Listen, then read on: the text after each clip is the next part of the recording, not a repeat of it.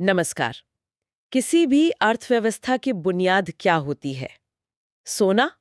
Dollar? नहीं, बुनियाद होती है भरोसा। एक कागज के टुकड़े या धातु के सिक्के पर हमारा सामूहिक भरोसा कि इसकी एक कीमत है। लेकिन क्या हो जब कोई इस भरोसे की जड़ पे ही हमला कर दे? आज हम भारतीय न्याय संहिता 2023 के अध्याय 10 के पहले हिस्से की गहराइयों में उतर रहे हैं। बिल्कुल। यह अध्याय सिक्के, करेंसी नोट और सरकारी स्टैम्प से जुड़े अपराधों के बारे में है। हम इसे सिर्फ धाराओं की एक सूची की तरह नहीं देखेंगे, बल्कि ये समझने की कोशिश करेंगे कि कानून हमारी आर्थिक व्यवस्था को कैसे बचाता है। ये चर्चा खास तौर पर कानून के छात्रों के लिए है, तो हम बारीकियों पर भी ध्यान देंगे। बिल्कुल। हमारा मकसद साफ है, इन धाराओं के पीछे की सोच को पकड़ना। अपराध क्या है, उसके लिए मेंस रिया यानी आपराधिक नीयत कितनी जरूरी है और सजा इतनी कठोर क्यों है। चलिए शुरू करते हैं। तो फिर अपराध की पैदाइश से शुरू करते हैं, मतलब जहां से ये सब शुरू होता है, नकली नोट या सिक्का बनाना। तो सबसे पहली और बुनियादी धारा कौन सी है? वह धारा 177। ये कूटकरण यानी काउंटरफीटिंग को परिभाषित करती है। कूटकरण? जी। कानून कहता है कि जो कोई भी किसी सिक्के, करेंसी नोट, बैंक नोट या फिर सरकारी स्टैंप का कूटकरण करेगा या जानते बूझते इस प्रक्रिया में कोई भी हिस्सा लेगा, उसे सजा मिलेगी। और सजा मामूली नहीं है, जहां तक मुझे याद है। मामूली बिल्कुल नहीं। सजा है आजीवन कारावास या 10 साल तक की कैद और साथ में जुर्माना भी। आजीवन कारावास तक? ये तो बहुत गंभीर है और होनी भी चाहिए। देखिए, ये सिर्फ कुछ हजार रुपयों की चोरी नहीं है। ये सजा इतनी गंभीर इसलिए है क्योंकि जब भी किसी देश की करेंसी पर से जनता का भरोसा उठता है तो पूरी अर्थव्यवस्था ढह जाती है। तो एक तरह से ये सिर्फ पैसे की चोरी नहीं, बल्कि देश के भरोसे पर, उसकी संप्रभुता पर हमला है। ये एक बहुत जरूरी दृष्टिकोण है।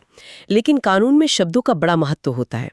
जब धारा 178 सिक्का या बैंक नोट कहती है, तो एक छात्र के तौर पर हमें इसका क्या मतलब समझना चाहिए? कहीं भी बैंकिंग का कारोबार करने वाली संस्था का एक वचन पत्र जिसे मांगने पर पैसे का भुगतान किया जाता है। अच्छा। और सिक्का का अर्थ सिक्का निर्माण अधिनियम 2011 के तहत है। इसमें ऐसी कोई भी धातु शामिल है जिसे किसी देश ने पैसे के तौर पर जारी किया हो। मतलब सिर्फ भारतीय रुपया ही नहीं, अगर कोई भारत में नकली डॉलर या पाउंड भी बनाता है तो वो भी इसी धारा के तहत आएगा। एकदम सही। और एक और दिलचस्प बात है इसी धारा के स्पष्टीकरण में। वो कहता है कि कूटकरण सिर्फ खरोच से नकली बनाना ही नहीं है। अगर कोई असली सिक्के को इस तरह बदल दे कि वो किसी दूसरे ज्यादा कीमती सिक्के जैसा दिखने लगे, तो भी कूटकरण है। ओ, जैसे किसी ने 5 रुपए के सिक्के को बदलकर कोई पुराना कीमती दिखने वाला सिक्का बना दिया। बिल्कुल, ताकि किसी कलेक्टर को धोखा दिया जा सके। ये भी इसी अपराध की श्रेणी में आएगा। यही तर्क स्टैंप पर भी लागू होता है। ठीक है, तो ये तो हुई नकली नोट या सिक्के बनाने की बात। लेकिन कानून की नजर हमेशा अपराध की जड़ तक जाती है। उन लोगों का क्या जो ये नकली नोट बनाने की मशीनें और औजार रखते हैं? इसके लिए कानून ने धारा 181 बनाई है। ये धारा अपराध की तैयारी को ही एक गंभीर अपराध मानती है। तैयारी को भी? जी हाँ। अगर कोई व्यक्ति नकली सिक्के, स्टैंप या नोट बनाने के उद्देश्य से कोई डाई, मशीन, औजार या कोई भी सामग्री बनाता है, बेचता है, खरीदता है या बस अपने कब्जे में रखता है, तो उसे भी उतनी ही सजा हो सकती है जितनी बनाने वाले को। मतलब आजीवन कारावास या 10 साल तक की कैद और जुर्माना? बिल्कुल। यहाँ भी उद्देश्य या नियत साबित करना जरूरी होगा, है ना? मान लीजिए किसी के पास एक हाई क्वालिटी प्रिंटर है, वो तो कई कामों में आ सकता है। बिल्कुल। अभियोजन पक्ष को यह साबित करना होगा कि उन औजारों को रखने का मकसद नकली नोट या सिक्के बनाना ही था। ये अदालतों में अक्सर सबसे चुनौतीपूर्ण हिस्सा होता है। केस के तथ्यों और परिस्थितियों से, जैसे कि क्या उसके पास खास तरह का कागज या स्याही भी मिली, ये सब जोड़कर नियत साबित की जाती है।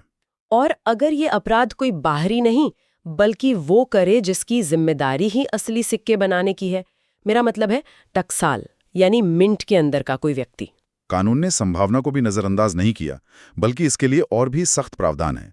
धारा 187 कहती है कि अगर टकसाल में काम करने वाला कोई कर्मचारी जानबूझकर कोई ऐसा सिक्का बनाता है जिसका वजन या बनावट तय मानकों से अलग है, तो उसे 7 साल तक की कैद और जुर्माना हो सकता है।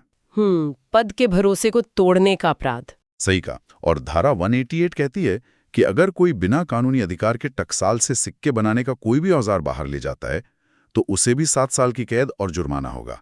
कानून ये पक्का करना चाहता है कि जहां से भरोसा शुरू होता है वहां कोई सेंध न लगे। तो ये तो हो गई अपराध की पैदाइश की पूरी कहानी। अब आते हैं उस स्टेज पर जब ये जहर बाजार में फैलता है, कोई नकली नोटों को इस्तेमाल करता है या बेचता है। इसके लिए हमारे पास है धारा 179। ये धारा कहती है कि जो कोई भी जाली या नकली सिक्के, स्टैंप या नोट को असली के तौर पर इस्तेमाल करेगा या उन्हें बेचेगा, खरीदेगा या देश के अंदर बाहर ले जाएगा ये जानते हुए कि वो नकली हैं, तो उसे भी उतनी ही सजा मिलेगी जितनी बनाने वाले को मिलती है। जी उतनी। एक मिनट, क्या ये थोड़ा अजीब नहीं है?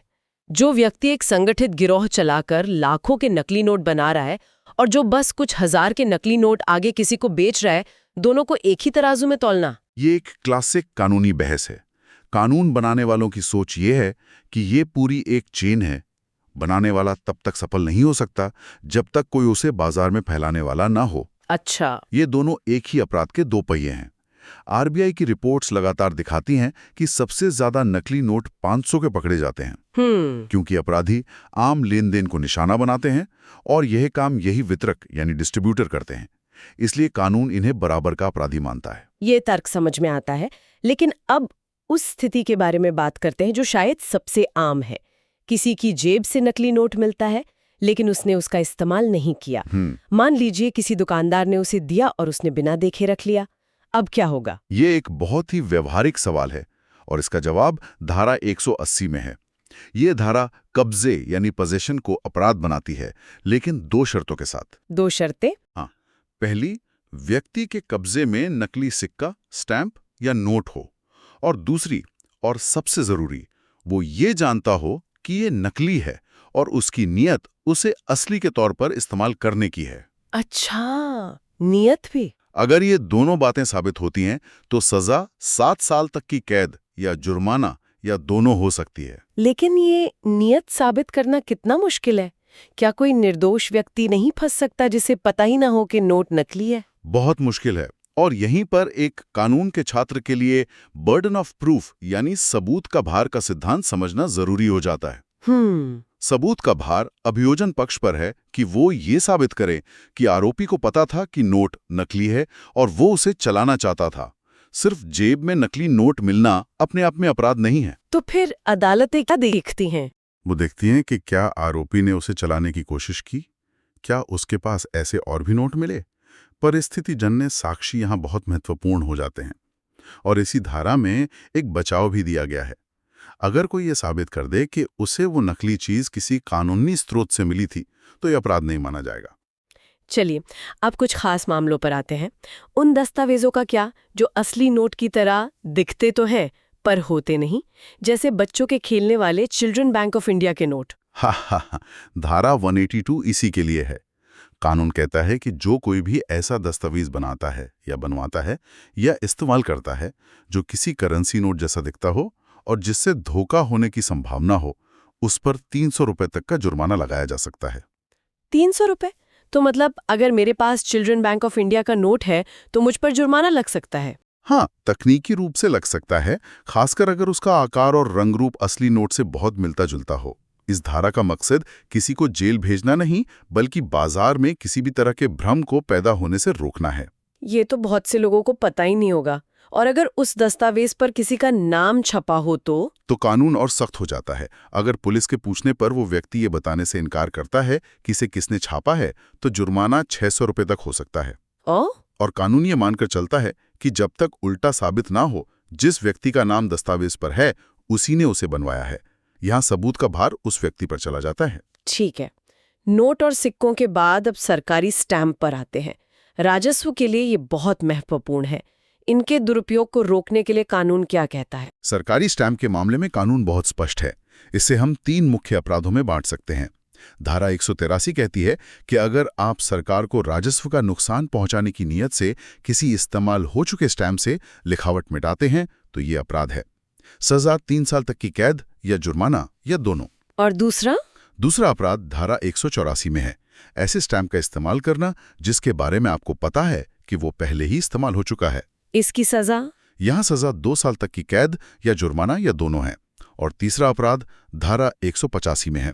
स्टैंप पर लगे उस निशान को मिटाना जो ये बताता है कि स्टैंप इस्तेमाल हो चुका है, जैसे कोई मोहर या तारीख, इसकी सजा भी 3 साल तक है। मतलब इस्तेमाल किए गए स्टैम्प के साथ कोई भी छेड़छाड़ अपराध है। सीधे सीधे आप ना उसे साफ कर सकते हैं, न दोबारा इस्तेमाल कर सकते हैं और ना ही उस पर लगी मोहर मिटा सकते हैं। और अगर कोई ऐसा स्टैम्प बनाए जो असली है ही नहीं, पूरी तरह से काल्पनिक, वो धारा 186 के तहत आता है, जिसे काल्पनिक स्टाम्प का प्रतिषेध कहा गया है।